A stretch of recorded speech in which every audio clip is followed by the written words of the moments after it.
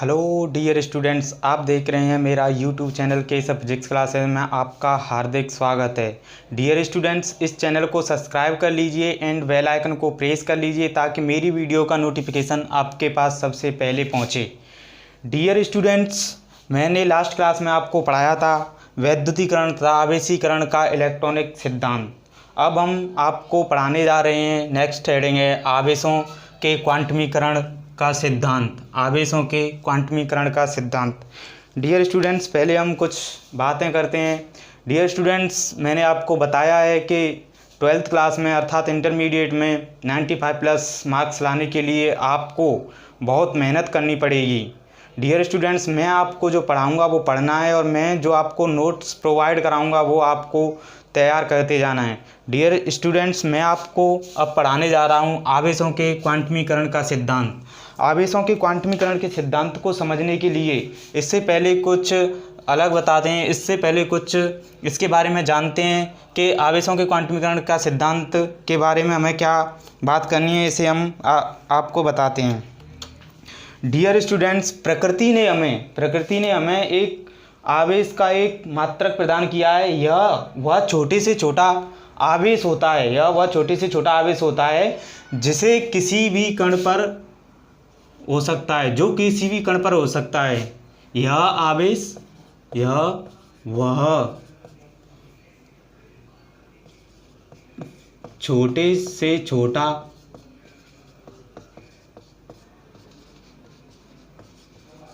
आवेश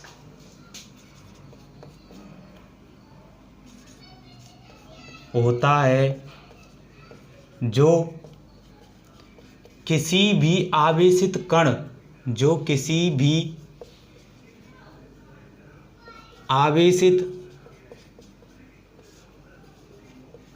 कण पर हो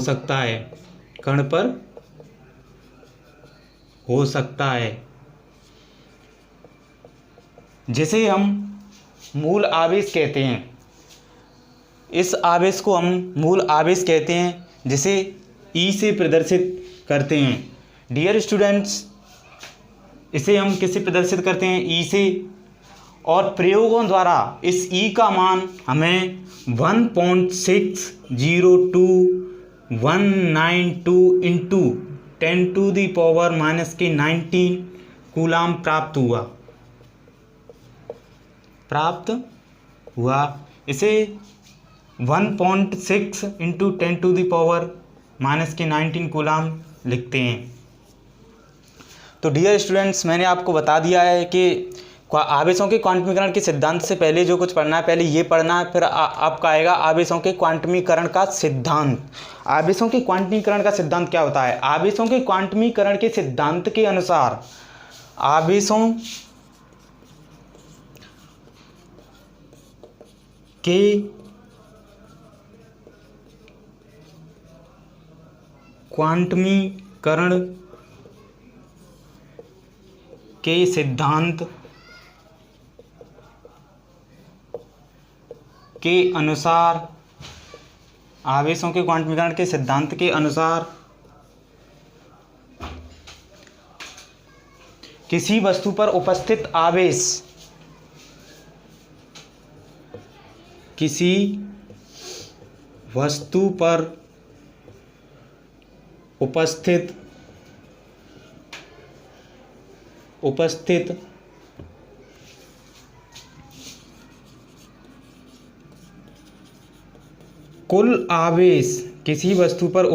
कुल आवेश उस मूल आवेश का पूर्ण गुणज होता है। मूल आवेश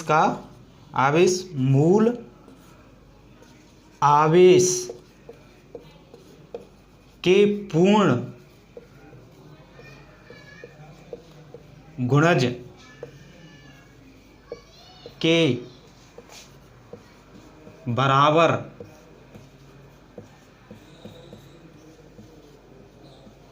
होता है।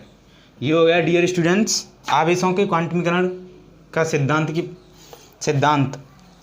डियर स्टूडेंट्स, यदि किसी वस्तु पर उपस्थित कुल आवेश Q है तो क्वांटमीकरण के सिद्धांत से प्लस माइनस के एन क्यू प्लस माइनस के एन ई होगा। जहाँ पर मैंने ई बता दिया है मूल आवेश है एन, जहाँ एन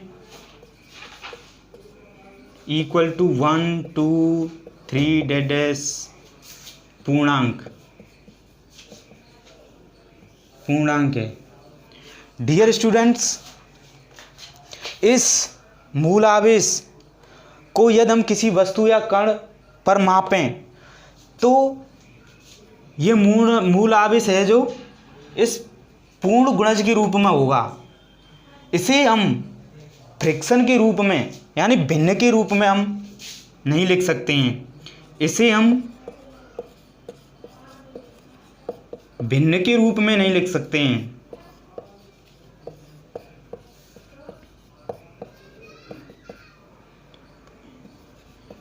नहीं लिख सकते हैं।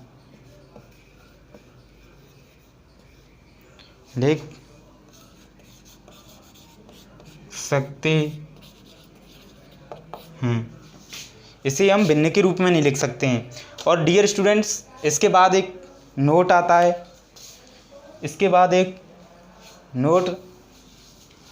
एक नोट लिखिए। डियर स्टूडेंट्स, नोट्स साथ साथ बनाते जाना है, जैसे मैं लिखाता जाऊँ साथ साथ नोट्स बनाते जाना है। और आपको नोट्स मैं दे भी देता हूँ लास्ट के वीडियो के लास्ट में मैं आपको नोट्स प्रोवाइड कर देता हूँ।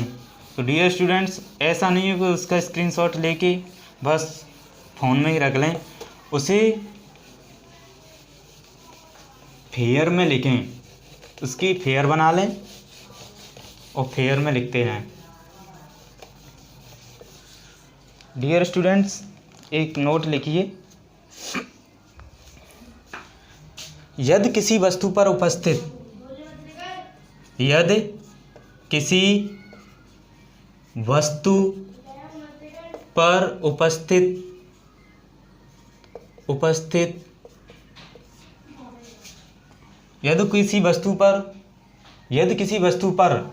इलेक्ट्रॉन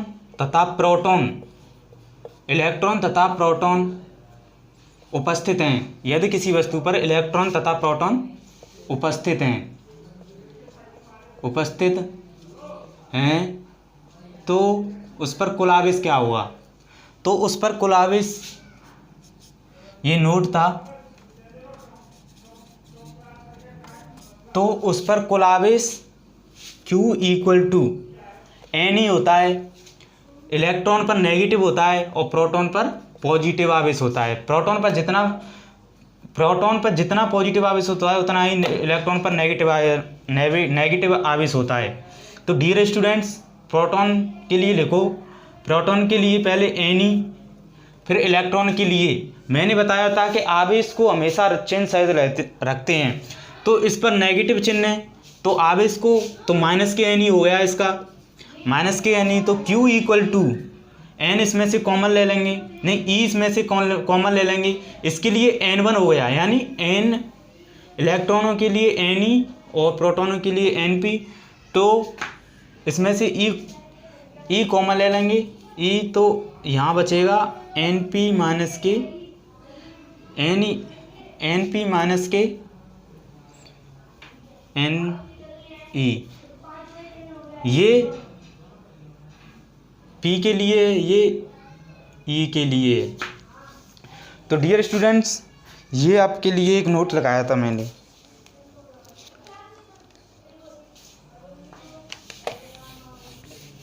डियर स्टूडेंट्स, आपका आवेश के क्वांटीकरण का सिद्धांत पूरा हुआ। अगली हेडिंग आती है जिसे हम बताएंगे। हमारी अगली हेडिंग है, डियर स्टूडेंट्स, आवेशों के क्वांटीकरण का सिद्धांत पूरा हो गया और अगली हेडिंग है आवेशों के संरक्षण का सिद्धांत। आवेशों के संरक्षण का सिद्धांत।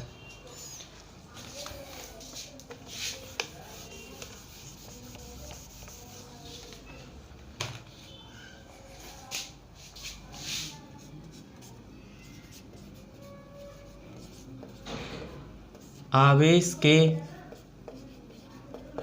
संरक्षण का सिद्धांत, आवेश के संरक्षण का सिद्धांत।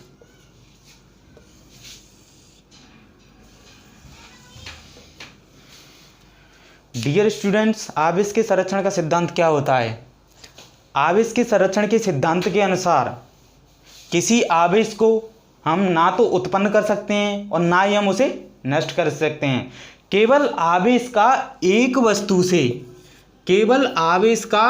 वस्तु से दूसरी वस्तु की ओर ट्रांसफर कर सकते हैं। आवेश की अदला बदली कर सकते हैं, ना कि उसे उत्पन्न कर सकते हैं, ना ही उसे नष्ट कर सकते हैं। केवल परिवर्तित कर सकते हैं, एक वस्तु से दूसरी वस्तु में बदल सकते हैं, एक वस्तु से दूसरी वस्तु में ट्रांसफ़र कर सकते हैं। इसे हम अदला बदली कर सकते हैं, ना कि इसे उत्पन्न कर सकते हैं और ना ही नष्ट कर सकते हैं। यही आवेश का संरक्षण का सिद्धांत था। और इसकी एक दूसरी डेफिनेशन भी है, जिसे मैंने आपको नोट्सों में प्रोवाइड कर रखा है, तो उसे भी आप पढ़ लेना, या मैं बता देता हूँ। किसी विलगित निकाय का कुल आवेश, मैं उसे चलो बता ही देता हूँ उसे, और करके लिख लेना। किसी विलगित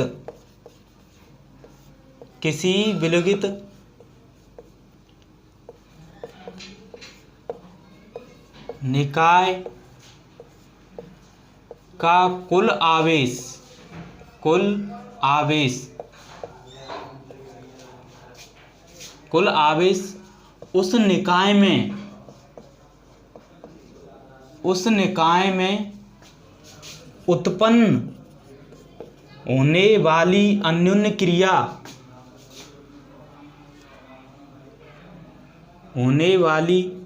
निकाय में उत्पन्न होने वाली अन्योन्य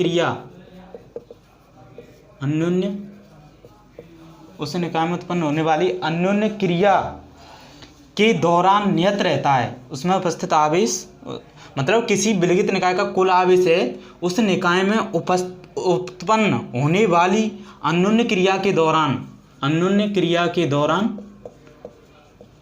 नियत रहता है,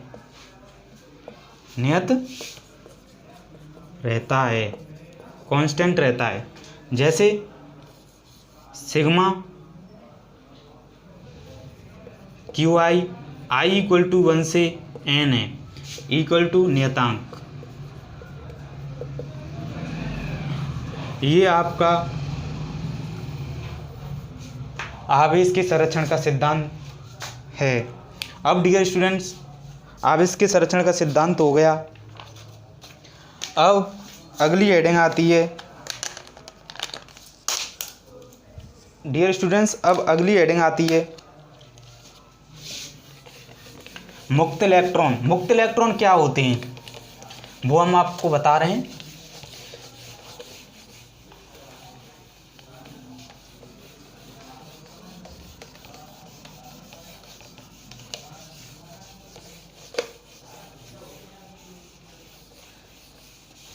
बस आप डियर स्टूडेंट मेरे साथ साथ चलते रहिए और आपकी परसेंटेज ऑटोमेटिकली अच्छी आ जाएगी 12th क्लास में। अब देखते हैं मुक्त इलेक्ट्रॉन क्या होते हैं।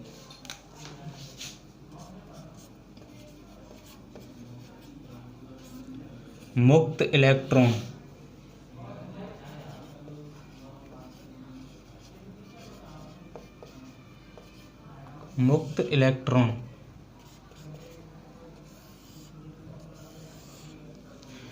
डियर स्टूडेंट्स, मैंने आपको पहले ही बता दिया था कि प्रत्येक पदार्थ परमाणु से मिलकर बना होता है। डियर स्टूडेंट्स, मैंने आपको पहले ही बता दिया था कि प्रत्येक पदार्थ परमाणुओं से मिलकर बना होता है। और प्रत्येक परमाणु में एक नाभिक उपस्थित होता है। उस नाभिक में प्रोटॉन और इलेक्ट्रॉन उपस्थित होते हैं। डियर स्टूडेंट्स, उस नाभिक में प्रोटॉन और न्यूट्रॉन उपस्थित होते हैं। प्रोटॉन और न्यूट्रॉन उपस्थित रहते हैं। प्रोटॉन पर धनावेश उत्पन्न होता है और न्यूट्रॉन पर नो चार्ज, कोई आवेश उत्पन्न नहीं होता है, इस पर कोई आवेश नहीं होता है। और नाभिक के चारों ओर एक निश्चित ऊर्जाओं की कक्षा में इलेक्ट्रॉन चक्कर लगाते रहते हैं, इलेक्ट्रॉन चक्कर लगाते रहते हैं जो नेगेटिव होते हैं, जो नेगेटिवली चार्ज होते हैं, जो ऋणावेशित होते हैं। तो डियर स्टूडेंट्स, ये जो इलेक्ट्रॉन है, जितना इलेक्ट्रॉन पर ऋणावेश होता है उतना ही प्रोटॉन पर धनावेश होता है। अर्थात इससे हम कह सकते हैं कि संपूर्ण परमाणु उदासीन होता है, क्योंकि इस पर जो आवेश है, इलेक्ट्रॉन पर जो ऋणावेश है और प्रोटॉन पर जो धनावेश है, वे समान होते हैं। उतना ही इस पर धनावेश होता है, उतना ही इस पर ऋणावेश होता है। तो इसके कारण ये विद्युतीय उदासीन होता है।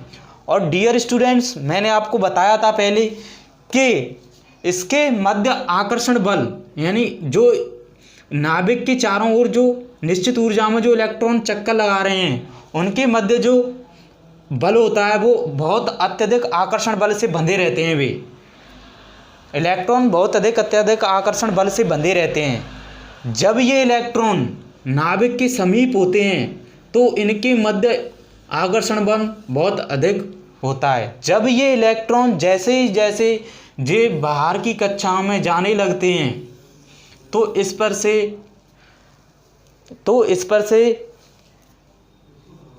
आकर्षण बल जो है वो कम होता चला जाता है। तो इस पर से आकर्षण बल कम होता चला जाता है तथा ये बाह्यतम सबसे बाहरी कक्षा में जब पहुंच जाता है तो इस इलेक्ट्रॉन का आकर्षण बल बहुत कम हो जाता है तथा इसे ही हम संयोजी इलेक्ट्रॉन कहते हैं। इसे हम संयोजी इलेक्ट्रॉन कहते हैं। ये कम ताप पर ही, ये संयोजी इलेक्ट्रॉन है वो कम ताप पर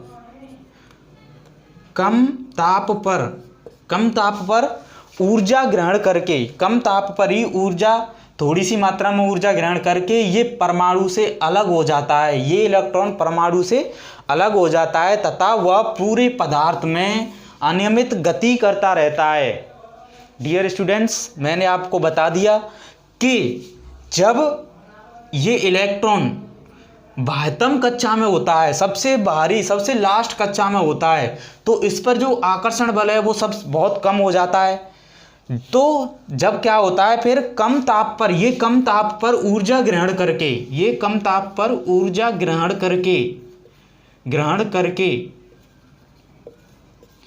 परमाणु से निकल जाता है तथा संपूर्ण पदार्थ में अनियमित तरीके से गति करता रहता है। इस इलेक्ट्रॉन को ही क्या कहते हैं? मुक्त इलेक्ट्रॉन कहते हैं डियर स्टूडेंट्स।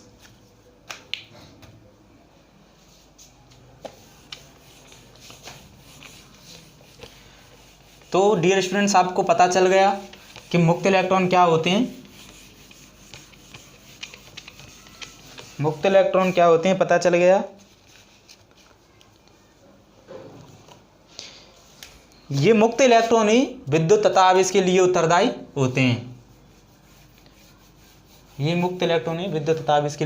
होते हैं।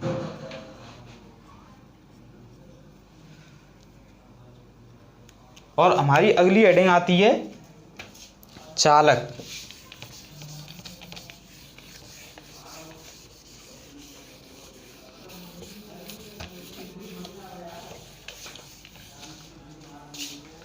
डियर स्टूडेंट्स, हमारी अगली हेडिंग है चालक। चालक क्या होते हैं?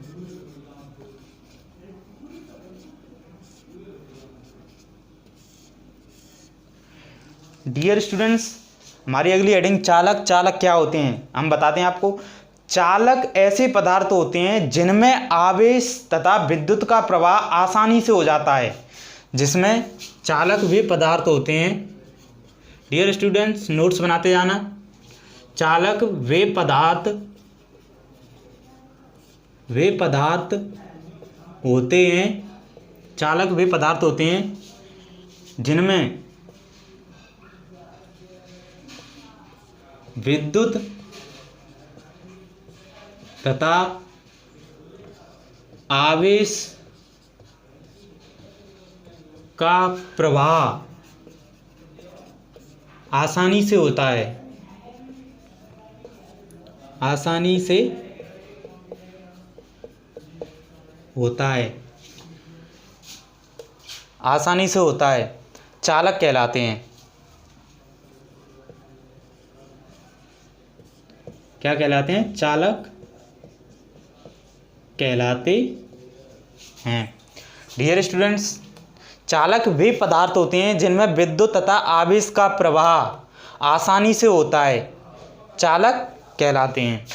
डियर स्टूडेंट्स, चालक में मुक्त इलेक्ट्रॉन, चालक में मुक्त इलेक्ट्रॉनों की संख्या बहुत अधिक होती है। ये मुक्त इलेक्ट्रॉन ही विद्युत तथा आवेश के प्रवाह के लिए उत्तरदायी होते हैं। ये जो मुक्त इलेक्ट्रॉन है वे विद्युत तथा आवेश के प्रवाह, विद्युत तथा आवेश के प्रवाह के लिए उत्तरदायी होते हैं, प्रवाह के लिए उत्तरदायी होते हैं।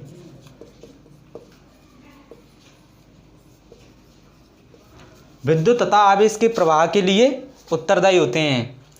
डियर स्टूडेंट्स, आपको पता चल गया कि विद्युत तथा आवेश के प्रवाह के लिए उत्तरदायी होते हैं और ये मुक्त इलेक्ट्रॉन ही आवेश को, विद्युत तथा आवेश को एक स्थान से दूसरे स्थान तक ले जाते हैं। एक स्थान से दूसरे स्थान तक ये मुक्त इलेक्ट्रॉन ही विद्युत तथा आवेश को ले जाते हैं। विद्युत तथा आवेश को ये मुक्त इलेक्ट्रॉन ही एक स्थान से दूसरे स्थान तक ले जाते हैं। और डियर स्टूडेंट्स,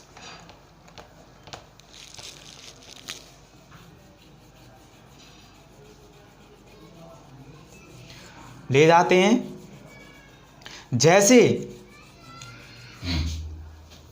जैसे मानव, धातु, लवणों के विलयन,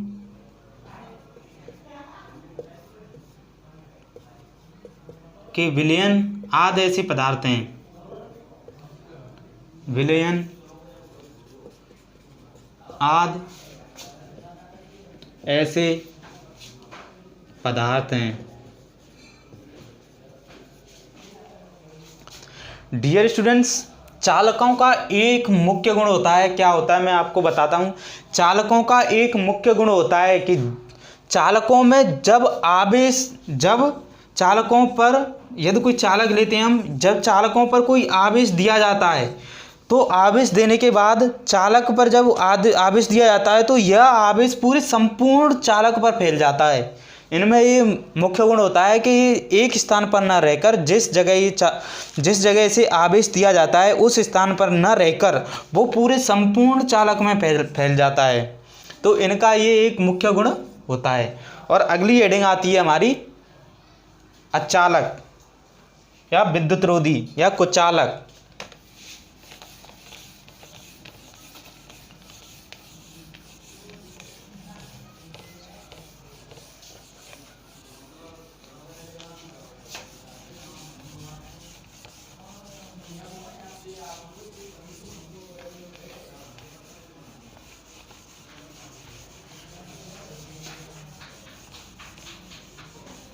डियर स्टूडेंट्स,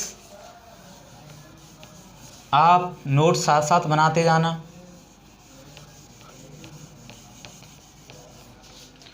अब नेक्स्ट हेडिंग है कुचालक तथा विद्युतरोधी। कुचालक,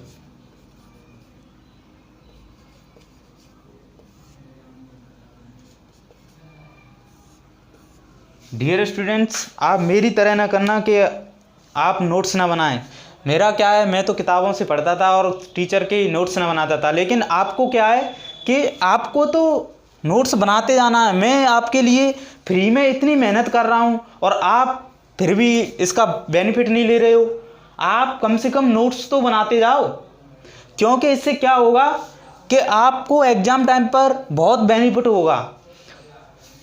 जब आप नोट्स बना लोगे, पहले से तो आप याद किए हुए हो, मैं आपको सब कुछ समझा ही रहा हूँ, और आप जब नोट्स बना लोगे तो उनको याद करोगे तो, और एग्ज़ाम टाइम पर याद करोगे तो उसको आसानी से जल्दी जल्दी आप रिवीजन कर जाना। और इसके लिए मैं नोट्स तो अच्छे तरीके से आपको दे ही रहा हूँ, और फिर भी अगर जितनी बार आप नोट्सों को लिखोगे या याद करोगे उतना ही आपको बेनिफिट रहेगा। क्योंकि बार बार करने से, हमें पता है कोई भी चीज़ हो बार बार करने से याद हो ही जाती है।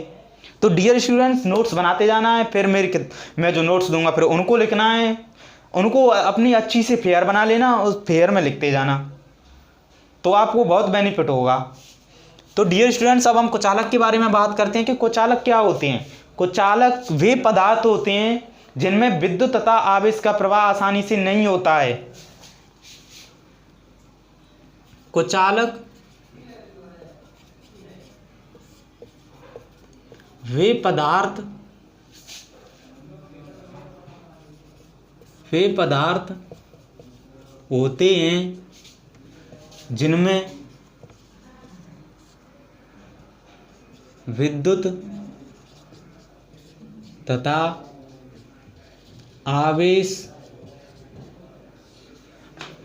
आवेश का प्रवाह आसानी से नहीं होता है, आसानी से नहीं होता है। कुचालक वे पदार्थ होते हैं जिनमें विद्युत तथा आवेश का प्रवाह आसानी से नहीं होता है। डियर स्टूडेंट्स, हम मुक्त इलेक्ट्रॉनों की बात करें तो इसमें मुक्त इलेक्ट्रॉनों की संख्या बहुत कम होती है। मुक्त इलेक्ट्रॉनों की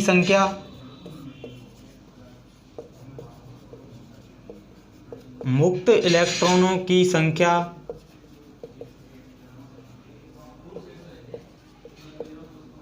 बहुत कम होती है, बहुत कम होती है। डियर स्टूडेंट्स, कुचालक पदार्थों के उदाहरण जैसे लकड़ी,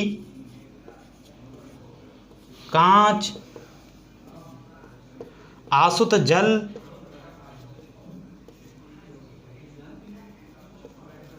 रबड़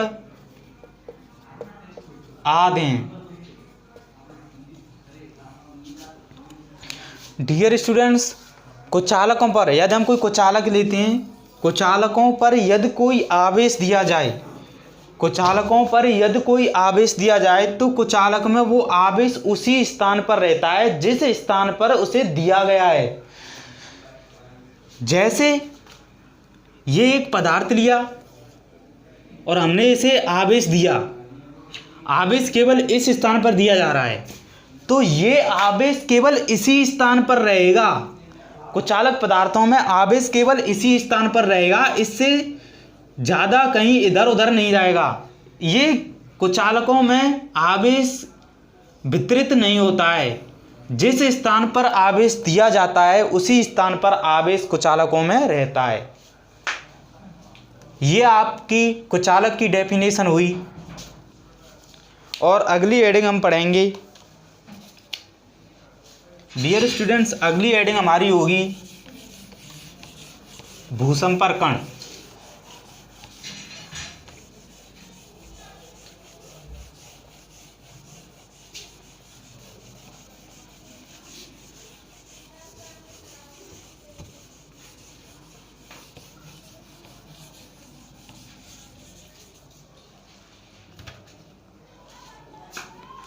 यदि किसी, हम बताते हैं भूसंपर्कण क्या होता है। भूसंपर्कण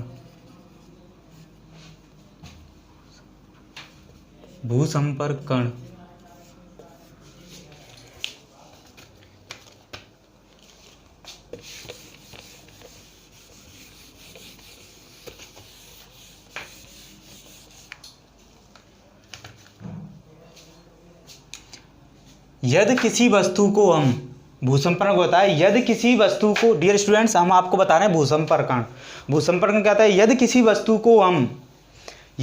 वस्तु को हम पृथ्वी से जोड़ दें, यदि कोई वस्तु लेते हैं और उस वस्तु को हम पृथ्वी से जोड़ दें तो उस वस्तु पर जो उपस्थित आवेश है क्षणिक धारा उत्पन्न करते हुए वो पृथ्वी में चला जाता है। तो वस्तु पर उपस्थित आवेश को पृथ्वी के साथ बांटने की प्रक्रिया भूसंपर्कण कहलाती है। तो ये आपकी भूसंपर्कण हुआ। भूसंपर्कण के लिए क्या होता है डियर स्टूडेंट, भूसंपर्कण के लिए क्या होता है, भूसंपर्कण के लिए हम 3 तारों का उपयोग करते हैं। फर्स्ट विद्युत में तार और सेकंड उदासीन तार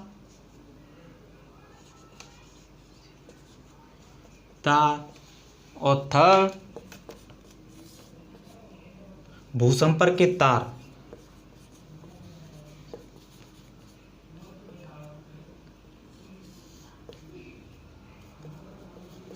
इससे पहले हम भूसंपर्कण लिखाते हैं, क्या होता है डेफिनेशन। जब किसी वस्तु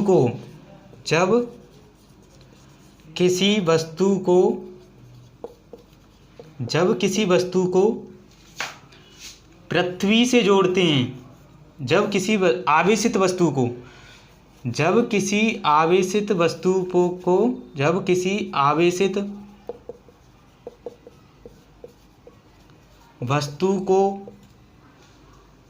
पृथ्वी से जोड़ते हैं तो उस वस्तु पर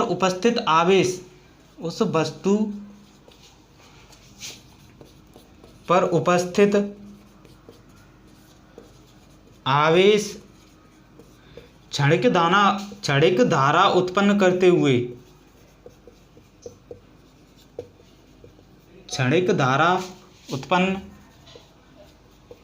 हुए उस पृथ्वी में चला जाता है। पृथ्वी के साथ आवेश को बांटने की प्रक्रिया, पृथ्वी के साथ आवेश को बांटने की प्रक्रिया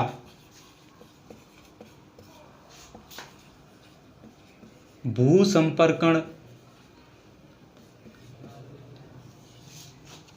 कहलाती है।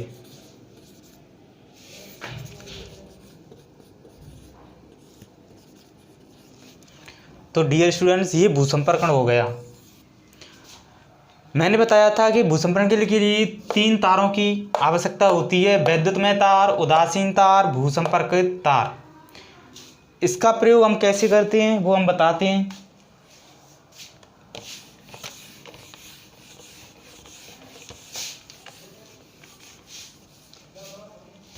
डियर स्टूडेंट्स, विद्युतमय तार और उदासीन तार का उपयोग हम विद्युत शक्ति को, जो हमारे घरों में जो विद्युत शक्ति को पावर स्टेशनों से हमारे घर की युक्तियों तक पहुंचाने के लिए वैद्युतमय तार तथा उदासीन तार का प्रयोग किया जाता है। हमारे घर में जो लाल तार होता है वो वैद्युतमय तार होता है और जो काला तार होता है वो उदासीन तार होता है। और रही बात भूसंपर्कित तार की, भूसंपर्कित तार को किसी पृथ्वी के अंदर गड़ी धातु से संपर्कित करके उसके दूसरे सिरे का उपयोग उस युक्ति से कर देते हैं, जिससे कि जब युक्ति में कोई पर्पतीय हानि होती है तो जब कोई उसे छूता है तो वह उस पर उपस्थित आवेश उस पृथ्वी में चला जाता है, जिससे कि व्यक्ति को या उस युक्ति को कोई हानि नहीं होती। इसलिए इसका प्रयोग भूसंपर्कित तार का उपयोग किया जाता है। तो आपको पता चल गया कि विद्युतमय तार किसके लिए उपयोगी है, उदासीन तार किसके लिए उपयोगी है, भूसंपर्कित तार किसके लिए उपयोगी है। इसका प्रयोग कैसे करते हैं ये हमने आपको बता दिया। भूसंपर्कण, ये हो गया आपका भूसंपर्कण। और अगली नेक्स्ट हेडिंग आएगी आवेशन की विधियां।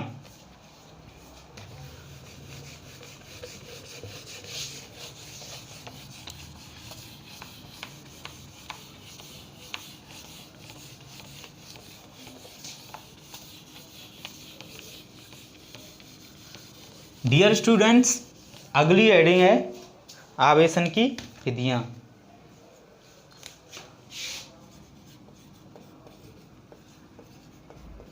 आवेशन की विधियां। पहले तो हम बताते हैं कि आवेशन होता क्या है। किसी वस्तु को आवेश उत्पन्न करने की प्रक्रिया, किसी वस्तु को, डियर स्टूडेंट्स, किसी वस्तु को आवेशित करने की प्रक्रिया, आवेशित करने की प्रक्रिया आवेशन कहलाती है। आवेशन कहलाती है। आवेशन क्या होता है? किसी वस्तु को आवेशित करने की प्रक्रिया आवेशन कहलाती है। डियर स्टूडेंट्स, आवेशन की विधियां, आवेशन की दो विधियां होती हैं। आवेशन की विधियां, फर्स्ट कौन सी है? चालन द्वारा आवेशन,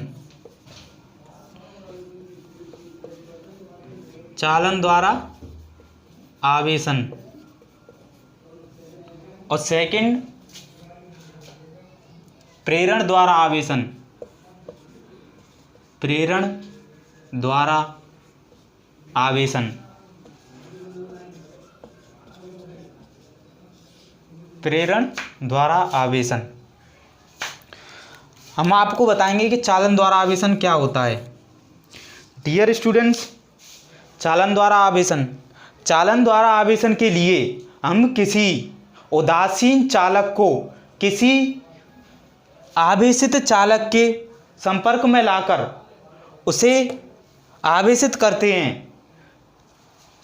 चालन द्वारा आवेशन के लिए हम निम्न एग्जाम्पल से समझ सकते हैं।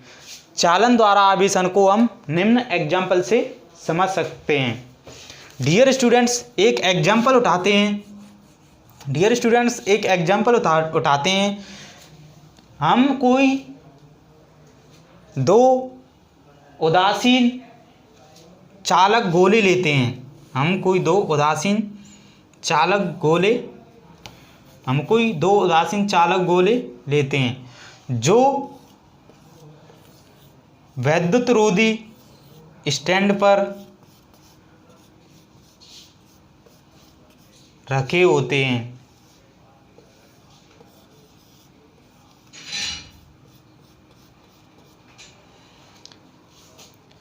अब डियर स्टूडेंट, चालक गोले ए तथा बी लेते हैं, ए तथा बी, और ए पर ए पर हम धनावेश चालक लेते हैं। ए पर यदि धनावेश चालक है, उदासीन न होकर ए धनावेश चालक है, गोले ए पर धनावेश है और गोला बी उदासीन है। यदि गोले ए को गोले बी से संपर्कित कराते हैं, गोले ए को गोले बी से संपर्कित कराते हैं तो क्या होता है डियर स्टूडेंट्स कि जो गोला है, जो गोले पर आवेश है, जो गोले पर पॉजिटिव आवेश है या धनावेश है, उतना ही उसमें से आधा आवेश, उसमें से आधा आवेश गोले बी पर पहुंच जाता है, गोले बी पर पहुंच जाता है।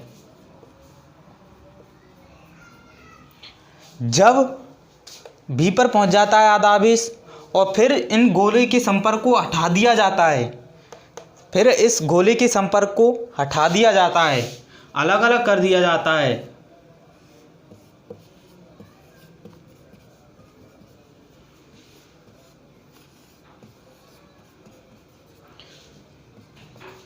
तो डियर स्टूडेंट्स, बी पर आवेश जो है वो संपूर्ण चालक में वितरित, संपूर्ण गोले में वितरित हो जाता है। तो इस प्रकार हमारा गोला बी धनावेशित हो जाता है। ये था चालन द्वारा आवेशन। अब डियर स्टूडेंट्स आता है प्रेरण द्वारा आवेशन। प्रेरण द्वारा आवेशन के लिए हम क्या करते हैं वो हम बता रहे हैं, अभी इसे रब करने दो। डियर स्टूडेंट्स, आप नोट्स तो साथ साथ बनाते ही जा रहे होंगे। मुझे उम्मीद है कि आप 12th क्लास में अच्छे मार्क्स ला के मुझे दिखाओगे। बस मैं आपके लिए अच्छे मार्क्सों के लिए ही मेहनत कर रहा हूँ। और डियर स्टूडेंट्स, मेरे चैनल को subscribe, comment, like and share करना भूलिएगा मत। मैं आपके लिए बहुत मेहनत कर रहा हूँ और आप भी मेरे लिए बहुत मेहनत कीजिए। तो डियर स्टूडेंट्स, अब आती है प्रेरण द्वारा आवेशन।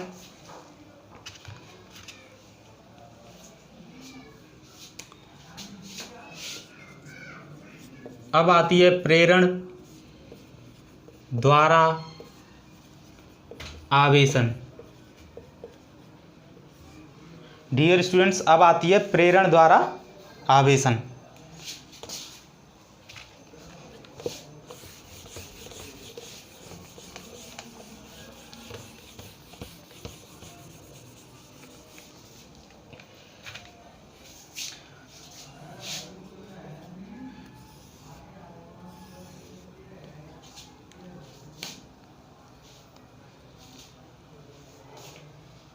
प्रेरण द्वारा आवेशन। प्रेरण द्वारा आवेशन क्या होता है डियर स्टूडेंट्स? प्रेरण द्वारा आवेशन क्या होता है कि आवेशित चालक को किसी आवेशित चालक को डियर स्टूडेंट्स, किसी उदासीन चालक को आवेशित चालक से संपर्क किए बिना उसे आवेशित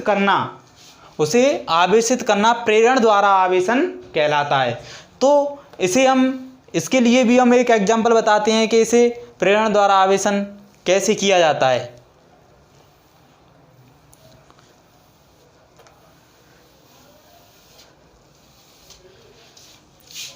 तो डियर स्टूडेंट्स, इसके लिए हम एक आबनूस की छड़ लेते हैं जो ऊन से रगड़ी हुई होती है, जिस पर नेगेटिव आयन होता है, जिस पर ऋणावेश होता है। एक नेगेटिव छड़ लेते हैं जिस पर ऋणावेश होता है और इस जो आबनूस की छड़ है, आबनूस की छड़, इस आबनूस की छड़ को किसी उदासीन चालक के पास, किसी उदासीन गोले के पास ले जाया जाता है और ये गोला किसी विद्युतहीन स्टैंड पर रखा हुआ है। जब इस गोले के समीप इस आवेशन की छड़ को लिया जाता है, इस आबनूस की छड़ को इसके समीप ले जाया जाता है, तो इस प्लस के कारण, इस माइनस के कारण जो प्लस है वो फलक P और Q लेते हैं, वो फलक P पर आ जाता है तथा उतना ही जितना प्लस इधर आया तो दूसरी तरफ उतना ही नेगेटिव इधर उत्पन्न हो जाता है। तो डियर स्टूडेंट्स, जब इसे नज़दीक लेके जाते हैं, किसी चालक के नज़दीक लेके जाते हैं, तो P फलक पर धनावेश आ जाता है गोले के और Q फलक पर ऋणावेश आ जाता है। अब डियर स्टूडेंट्स, छड़ को यहीं रखते हुए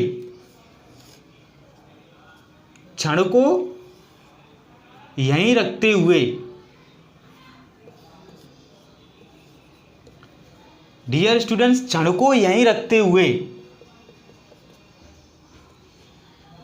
यदि इस Q फलक का संपर्क पृथ्वी से करा देते हैं, इस Q फलक का संपर्क पृथ्वी से करा देते हैं, पृथ्वी से कराने के बाद क्या होता है कि जो नेगेटिव आयन है, जो ऋणावेश है वो पृथ्वी में चला जाता है और जो धनावेश है वो नेगेटिव यानी इस आवेश की क्षण पर जो ऋणावेश है उससे आकर्षण बल द्वारा बंधा रहता है, वो उसी स्थान पर रहता है। और क्यू फलक वाला आवेश यानी ऋणावेश इस पृथ्वी पर चला जाता है। अब हम क्या करते हैं कि जो गोला है उस गोले को, इस क्षण को तो वहीं रखते हैं और इसका जो है इस पर जो पृथ्वी से संपर्क है वो हटा देते हैं। अब ये पृथ्वी से संपर्क हटा दिया। पृथ्वी से संपर्क हटाने पर क्या होता है कि जो धनावेश है तो वो इस आकर्षण बल द्वारा, इस ऋणावेश के आकर्षण बल द्वारा इसी स्थान पर रहता है। और मैंने बता दिया था कि नेगेटिव आयन है वो पृथ्वी में चला जाता है। यदि हम इस क्षण को भी हटा दें तो क्या होता है, यदि हम इस क्षण को भी हटा दें, मान के चलो एक गोला ले लिया, P और Q फलक हो गए।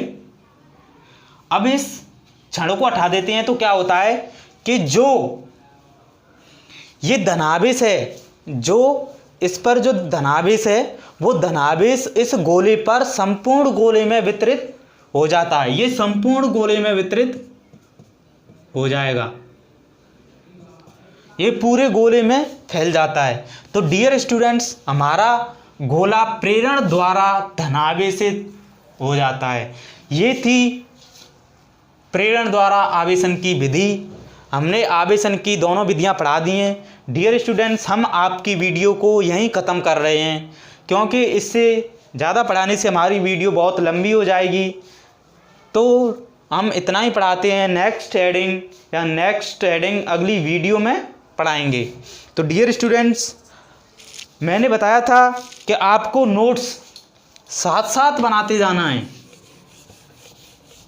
इससे आपको फ़ायदा भी होगा। मैंने बता दिया, एग्ज़ाम टाइम पर बहुत बेनिफिट मिलेगा। डियर स्टूडेंट्स, मैं आपके लिए इतनी मेहनत कर रहा हूँ, इतनी बहुत ज़्यादा, और आप भी मेरे लिए इतनी मेहनत करो कि आप मेरे चैनल को ज़्यादा से ज़्यादा शेयर करो। आप मेरे चैनल को ज़्यादा से ज़्यादा शेयर करोगे तो मैं भी मोटिवेट होऊंगा, जिससे मैं और वीडियो अच्छी तरीके से बनाऊंगा। वैसे भी मेरी पढ़ाने की क्वालिटी आपको पता लग ही रही होगी कि मैं किस तरीके से पढ़ा रहा हूँ और कैसी क्वालिटी आपको मिल रही है पढ़ने की। तो डियर स्टूडेंट्स, मैं आपको पूरी कोशिश कर रहा हूँ कि जिस तरीके से मैं आपको पढ़ा सकूँ, जिस अच्छी तरीके से मैं आपको पढ़ा सकूँ। तो डियर स्टूडेंट्स, मेरी बस आपसे यही गुजारिश है कि मेरे YouTube चैनल को इतना प्रसारित करो, इतना शेयर करो, इतना करो बहुत ज़्यादा, और लाइक, कमेंट और सब्सक्राइब करना बिल्कुल मत भूलना। यदि आप पहली बार आए हो, नए व्यूअर हो, तो मेरे चैनल को सब्सक्राइब कर लीजिए एंड बेल आइकन को प्रेस कर लीजिए ताकि मेरी वीडियो का नोटिफिकेशन आपके पास सबसे पहले पहुंचे। ऑल माय डियर स्टूडेंट्स, यही मेरी आपसे इच्छा है। Thank you all dear students. मैं इस वीडियो को बस यहीं समाप्त करने जा रहा हूँ। डियर स्टूडेंट्स, इन नोट्सों को अपनी पेयर कॉपी में अवश्य लिखें।